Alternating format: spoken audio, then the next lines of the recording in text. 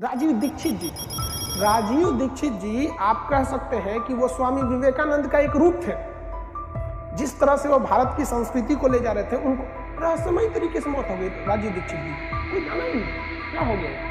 मैं राजीव भाई दीक्षित को लगातार सुनता था, मैं बड़ा उनसे हर बात पर सहमत रहता था। उनकी भी हत्या हुई इसीलिए। लेकिन निराशा की बात है कि एक नाम शायद बहुत कम लोग बोलेंगे, वो है राजीव दीक्षित। मल्टीनेशनल कंपनीज के लूट की सच्चाई को बिना किसी के डर के राजीव दीक्षित जी लोगों को बताते थे, और राजीव दीक्षित जी ने मल्टीनेशनल कंपनीज के नाक में दम कर दिया था। मैं भारत को भारतीयता की मान्यता के आधार पर फिर से खड़ा करना चाहता हूं, उस काम में लगा हूं। राजीव दीक्षित यूट्यूब की दुनिया में द मोस्ट इन्फ्लुएंसिंग पर्सनैलिटी। 2010-2011 में जब भारत में किसी ने इन्फ्लुएंसर वर्ड को सुना भी नहीं था, उस वक्त राजीव के व्याख्यान यूट्यूब पर हजारों की व्यूअरशिप ले जाते थे। बाबा रामदेव के जिस स्वदेशी आंदोलन के बारे में आज आप जानते हो, उसकी नींव रखने वाले भी खुद राजीव ही थे। और ये सारा आंदोलन भारत को सिर्फ एक इंडिपेंडेंट भारत बनाकर खड़ा करने के लिए था, और सन 2010 तक वो लगभग इसमें कामयाब भी हो चुके थे।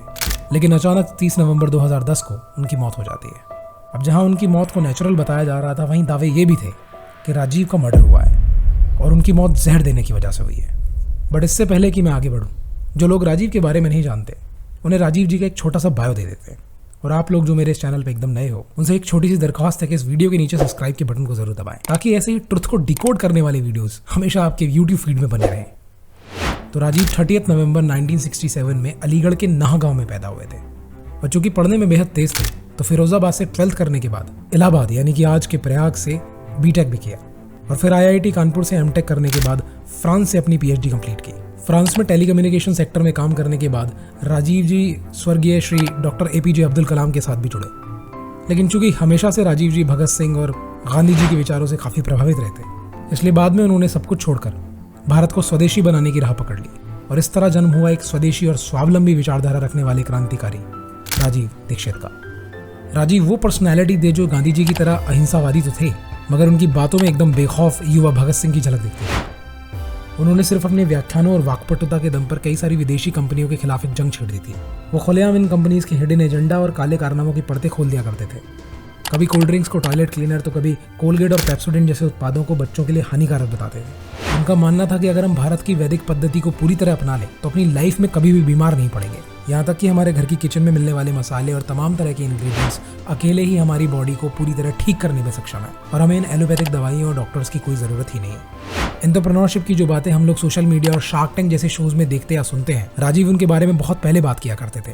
वो अक्सर कहते थे कि किसान को सिर्फ आलू नहीं उगाने चाहिए, बल्कि उसे तो आलू के चिप्स बनाकर धंधा करना चाहिए। और उस दौर के हिसाब से ये कमाल की सोच थी। Industrialization, globalization, taxation, Indian education system या फिर एंटरप्रेन्योरशिप, ये कुछ ऐसे सब्जेक्ट थे जिस पर राजीव अक्सर बातें किया करते थे। और न सिर्फ बातें किया करते थे, वो सिस्टम की खामियों को सॉल्व करने के लिए कई सारे सॉल्यूशंस भी लेकर आते थे।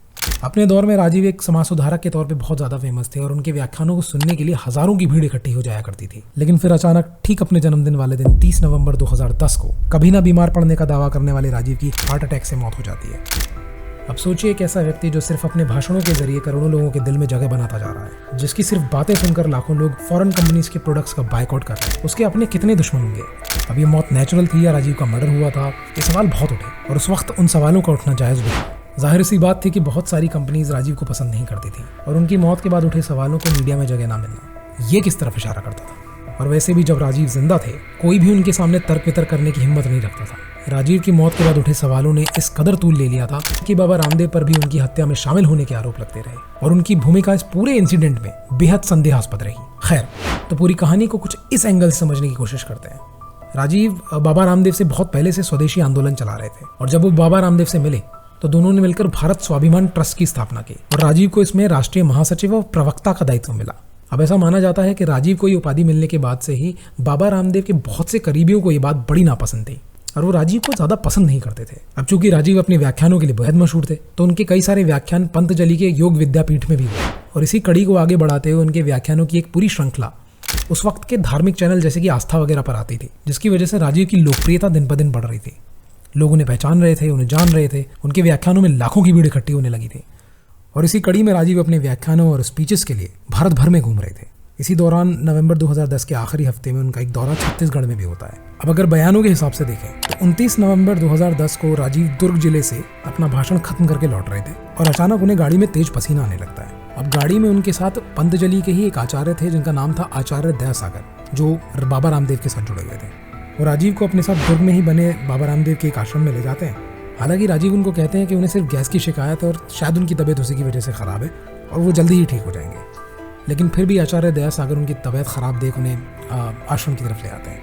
अब आश्रम में राजीव सीधे वॉशरूम की तरफ जाते हैं और जब काफ़ी देर तक वो बाहर नहीं आते तो दयासागर उन्हें आवाज़ लगाते हैं, मगर कोई रिप्लाई नहीं आता। और जब दरवाज़ा खुलता है तो पता चलता है कि राजीव वहाँ बेहोश फर्श पर पड़े हैं। अब जैसे तैसे उन्हें होश में लाया जाता है। दयासागर उन्हें हॉस्पिटल चलने के लिए कहते हैं, मगर राजीव ये कहकर मना कर देते हैं कि उन्हें एलोपैथिक नहीं बल्कि आयुर्वेदिक इलाज चाहिए। बाद में एक आयुर्वेदिक डॉक्टर को बुलाया जाता है। डॉक्टर उन्हें दवाइयाँ देता है, बावजूद उसके राजीव की तबीयत में कोई सुधार नहीं होता। तब बाद में उनके साथी राजीव से ज़बरदस्ती जिद करके उन्हें भिलाई के ही एक अपोलो हॉस्पिटल की तरफ ले जाते हैं। उसके बाद 4 से 5 डॉक्टरों की टीम राजीव की देखरेख करती है, मगर 30 नवंबर 2010 की रात को तकरीबन 1 से 2 बजे के बीच राजीव का देहांत हो जाता है और बताया यह जाता है कि राजीव की जो मौत है वो हार्ट अटैक से हुई है। मगर हैरानी की बात यह कि बिना पोस्टमार्टम के मौत की वजह कैसे बताई जा सकती थी। जी हाँ, डॉक्टरों ने जब ये कहा कि मौत हार्ट अटैक से हुई है तब तक राजीव का पोस्टमार्टम नहीं हुआ था और यहीं से इस पूरी मिस्ट्री का सारा पेच शुरू होता है। सवाल नंबर 1, बिना पोस्टमार्टम के हार्ट अटैक को मौत की वजह बता देना। आखिर अपोलो जैसे एक रिनोन्ड हॉस्पिटल में जहां किसी भी तरह की सुविधा मौजूद है, वहां अगर पोस्टमार्टम हो जाता तो शक की कोई गुंजाइश ही नहीं बचती और सारा सच सबके सामने होता और इस सवाल भी नहीं खड़े हो रहे होते जो आज हो रहे हैं। सवाल नंबर 2, राजीव जी के पार्थिव शरीर को, उनकी बॉडी को उनके घर अलीगढ़ ना ले जाकर बाबा रामदेव के यहाँ हरिद्वार ले जाना, जबकि राजीव के लिए उनका घर, उनका गाँव सबसे अजीज जगहों में से एक था। सवाल नंबर 3, 1 दिसंबर को जब राजीव की बॉडी का क्रिमिनेशन हो रहा था तब कई लोगों ने इस बात पर शक जाहिर किया कि उनकी बॉडी काली और कई जगह से नीली पड़ी हुई है, खासतौर पर उनका चेहरा, जो कि आमतौर पर तब होता है जब किसी को जहर दिया जाता है। और उस वक्त भी पोस्टमार्टम की बात उठी मगर उस पर कोई एक्शन नहीं लिया गया। लेकिन सवाल है आखिर क्यों? आप ही सोचिए, एक शख्स जो पिछले कई सालों से एक ऐसा मूवमेंट चला रहा है जिसकी वजह से कई मल्टीनेशनल कंपनीज उसकी दुश्मन बनी बैठी हैं, यहाँ तक कि सरकार में बैठे लोग उससे खफा हैं और उसकी पॉपुलैरिटी दिन रात इतनी बढ़ रही है कि लोग उससे जल रहे हैं, और अचानक उसकी मौत हो जाए तो फिर उसका पोस्टमार्टम क्यों नहीं होना चाहिए? और ये सिलसिला यहाँ नहीं रुकता है। सवालों के घेरे में खुद बाबा रामदेव भी थे। राजीव के कुछ समर्थक ये मान रहे थे कि इसमें बाबा रामदेव का भी कोई ना कोई हाथ है और उन्हीं की वजह से शायद पोस्टमार्टम नहीं कराया गया, क्योंकि अगर पोस्टमार्टम होता तो जहर वाली बात सबके सामने आ जाती। बाबा रामदेव से जब बार बार इस पर सवाल किए गए तो उन्होंने कई बयान दिए और एक बार अगर उनके बयानों पर गौर करें तो उसमें बहुत सारे डिफरेंसेस नजर आते हैं। जैसे आप उनका ये वाला बयान सुनिए। अरे राजीव दीक्षित के माँ बाप जिंदा, उसका भाई जिंदा है, उसके लिए मैंने कम से कम 25 लाख उसके उपचार पर खर्च करवाए, सारे उसके वो इलाज के डॉक्यूमेंट हैं। यहाँ बाबा कह रहे हैं कि उन्होंने राजीव के इलाज पर 25 लाख रुपए खर्च किए, मगर एक्चुअली में अगर आप देखें तो राजीव का अपोलो हॉस्पिटल का बिल ये है। अब इसके अंदर आप साफ देख पा रहे हो कि हॉस्पिटल में 30,000 रुपए जमा कराए गए और इलाज में टोटल 27,869 यानी कि 27,869 रुपीज का खर्च आया और बाकी के 2,831 2,831 रुपीज रिफंड किए गए। इसके बाद उनका दूसरा बयान, जहां बाबा राजीव को बीपी, शुगर और हार्ट की जेनेटिक प्रॉब्लम बता रहे हैं। उसके खानदान में डायबिटीज है, उसको हार्ट अटैक, उसको पहले भी माइल्ड अटैक आया, को शायद जेनेटिक की प्रॉब्लम थी, बीपी की, शुगर की, हार्ट की, 3। अगर ये देखो, ये राजीव के फादर की डायबिटिक रिपोर्ट है और इसके अंदर ऐसा कुछ भी नहीं है। मैं पिछले 18 साल से बीमार नहीं पड़ा, आज तक किसी डॉक्टर के पास नहीं गया, आधी गोली भी नहीं खाई, एक इंजेक्शन भी नहीं लगाया। इसके बाद बाबा रामदेव का एक और बयान, जिसमें वो राजीव से कभी 1 घंटे और कभी 4 घंटे बात करने की बात कर रहे हैं। राजीव भाई दीक्षित ने 4 घंटे मुझसे बहस की, उसके भाई को उसके पास बैठा रखा था, मैंने करीब 1 घंटे तक समझाया, 1 घंटे तक। हाँ, ऐसे और भी बयान हैं जिसे बाबा रामदेव कई बार बदलते रहे। हालांकि ये हो सकता है कि इंसान हर चीज याद नहीं रख सकता और बाबा रामदेव को भी सारी चीजें प्रॉपर्ली याद ना हो, लेकिन एक बात यहाँ खटकती है, एक व्यक्ति जो आपके बहुत ज्यादा करीब हो, एक व्यक्ति जिसके साथ आप बहुत ज्यादा व्यवहार रखते हो, एक संस्था चलाते हो, एक ट्रस्ट चलाते हो, आप उसके साथ most of the time, even उसकी मौत के पहले तक उससे कनेक्ट रहते हो, तो आपको नेचुरली ये सब बातें प्रॉपर्ली याद होती हैं कि आपने उससे कब बात की, कितनी बात की। लेकिन फिर भी यहाँ बाबा रामदेव को बेनिफिट ऑफ डाउट तो मिल ही जाता है। इसके बाद कहते हैं कि राजीव के पास एक लैपटॉप भी था जिसमें उनके पास कई सारे ऐतिहासिक दस्तावेजों की कॉपी रहा करती थी और उनके मौत के समय वो गायब हो गया। यहाँ तक कि स्वाभिमान ट्रस्ट में जोड़े गए 5 करोड़ लोगों ने जो डोनेशन दी थी, उन करोड़ों रुपयों का भी कोई हिसाब किताब नहीं था। अब अगर इन सभी दावों को एक नज़र से देखें तो ये एक हत्या का मामला लगता है, लेकिन सच क्या है ये कहना मुश्किल है। जब इस मामले ने ज़्यादा तूल पकड़ा तो सरकार ने 2019 में खुली जांच के आदेश दिए और हो सकता है शायद ये जांच कुछ नई कहानी सामने लेकर आए।